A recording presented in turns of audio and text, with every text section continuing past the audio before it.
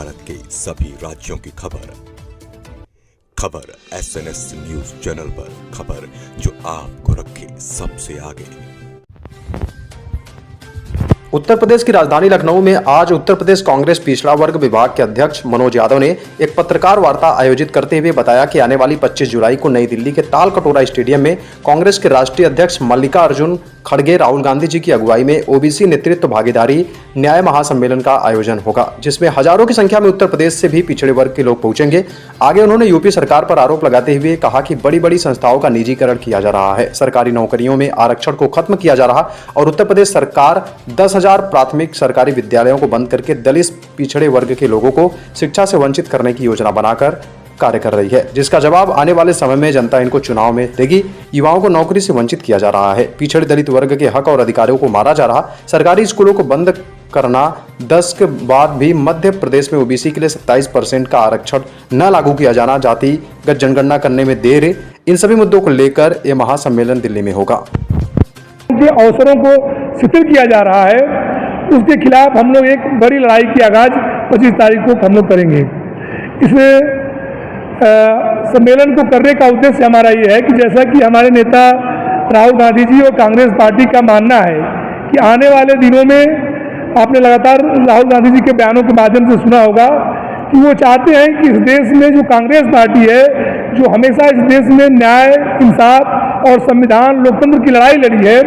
उसकी बागडोर को पिछड़े वर्ग के लोग, दलित वर्ग के लोग, आदिवासी वर्ग के लोग अपने हाथ में लें और इस लड़ाई को आगे बढ़ाएं। उसी संदर्भ में 25 तारीख को हमारा सम्मेलन ताल कटोरा स्टेडियम में हो रहा है। अभी 15 और 16 तारीख को पूरे कांग्रेस पार्टी के सभी देश के बड़े नेता बेंगलोर में इकट्ठे हुए, जिसमें हमारे बेंगलोर में कर्नाटक के मुख्यमंत्री सिद्धारमैया जी थे, पूर्व मुख्यमंत्री भूपेश बघेल जी थे, पूर्व मुख्यमंत्री अशोक गहलोत जी थे, पिछड़ा वर्ग के राष्ट्रीय अध्यक्ष अनिल जयहिंद जी थे। इसी तरह से देश भर के जितने पिछड़े वर्ग के नेता थे, उन लोगों ने वहाँ पर बेंगलोर में बैठक की और वहाँ का एक डिक्लेरेशन है, उसके माध्यम से वो इस देश में जातिगत जनगणना कराने और जातिगत जनगणना कराने का जो मॉडल है वो तेलंगाना मॉडल लागू करने, पूरे देश में निजीकरण को रोकने और पूरे देश के संसाधनों में, नौकरियों में, संस्थाओं में पिछड़े वर्ग की भागीदारी को सुनिश्चित करने के लिए एक व्यापक मोर्चा बनाने की बात की गई है।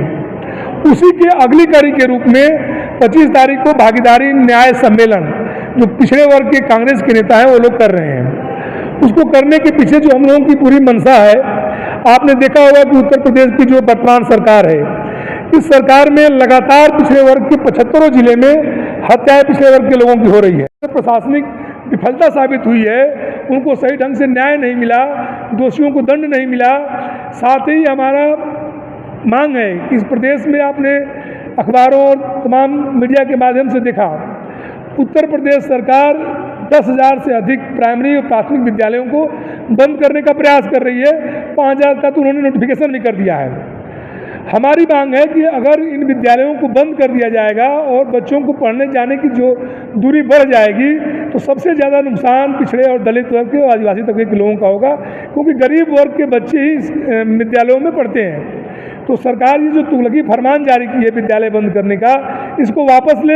इस पर भी हम लोग वहाँ पर चर्चा करेंगे। और देश के पैमाने पर भारतीय जनता पार्टी की सरकार लगातार सरकारी संस्थानों को, जिसमें स्कूल विशेष तौर पे है, उसको बंद कर रही है। साथ ही आप एक बहुत ज्वलंत मसला है, भारतीय जनता पार्टी की सरकार हर चीज़ को निजी हाथों में देना चाहती है। आपने देखा कि बिजली कर्मी लगातार आंदोलनरत हैं, लगभग 2 साल से, 2 महीने से आंदोलन कर रहे हैं। उन बिजली कर्मियों पर मुकदमे सरकार लागू कर रही है ताकि वो आंदोलन न करें और बिजली विभाग को निजी हाथों में सौंप दिया जाए।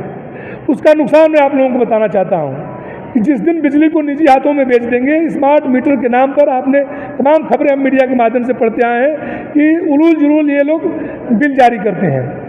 अगर ये ग्रामीण स्तर पे इसको लागू कर देंगे और निजी हाथों में दे देंगे तो किसानों को खेती करना महंगा हो जाएगा,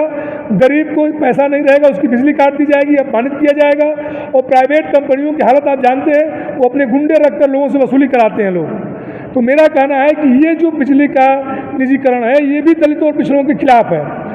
पूरी तरह से भारतीय जनता पार्टी की केंद्र और राज्य की सरकारें इस देश के बहुसंख्यक गरीब आवाम के खिलाफ खड़ी है। लोगों के रोजगार को ख़त्म कर रही है, आरक्षण को शिथिल कर रही है। इस देश में जो निजी संस्थानों को बढ़ावा देकर जो सार्वजनिक हमारे उपक्रम है, लाभकारी निकाय हैं, उनको निजी हाथों में देकर आम गरीब आदमी के ऊपर बोझ डाल रही है, या यूँ कहिए कि गरीब लोगों का दमन करना चाहती है। उसी तरह से पूरे प्रदेश